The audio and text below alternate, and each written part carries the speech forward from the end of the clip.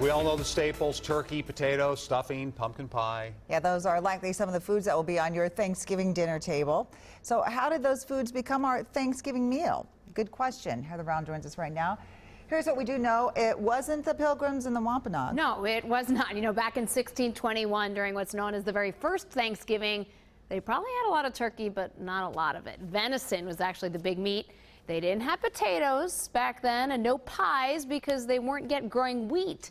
It wasn't until centuries later that Thanksgiving really took hold. Do you call it dressing or stuffing? I call it dressing, yeah. We're a stuffing household. I call that stuffing. I have a dressing recipe. And I've also heard the word farce. Yeah, so that's the original term for stuffing. Tracy Deutsch is a food historian at the U. Farce is a Latin word. It comes from ancient Rome. Oh, okay. That's how long people have been stuffing food. Abraham Lincoln proclaimed a National Thanksgiving Day, but it wasn't until the 1900s that the holiday really became popular. In the early 20th century, things like turkey and cornbread and stuffing were something that was taught to who were then new immigrants as a way of Americanizing them. Turkey is indigenous to North America. Alexander Hamilton was a proponent of eating turkey. And an easy way to feed lots of people. My favorite is the turkey gravy and mashed potatoes. No, you're not going to narrow it down.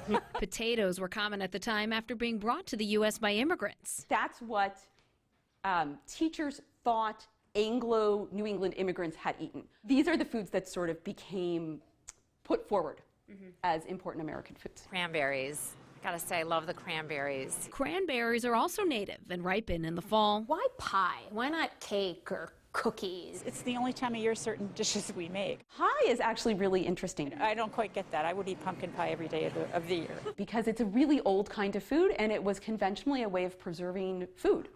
So preserving fruits. It was also a way to celebrate bounty and harvest. Forget about the bird and the pie. It's about beer and football.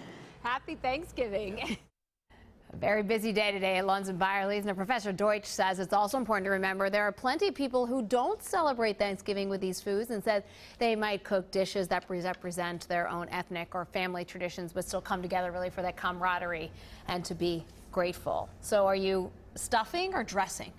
I think dressing. Yeah, but I think we use them interchangeably, right? I mean, Yeah, we do a little bit of both. But we do, we do some real ethnic stuff too, but we always do the traditional with it as well. I think so many families have all of these traditions that have been carried on for years and years and years. And sweet potatoes is my I love you're a big sweet potato fan, really? Marshmallows or no marshmallows? Oh, marshmallows.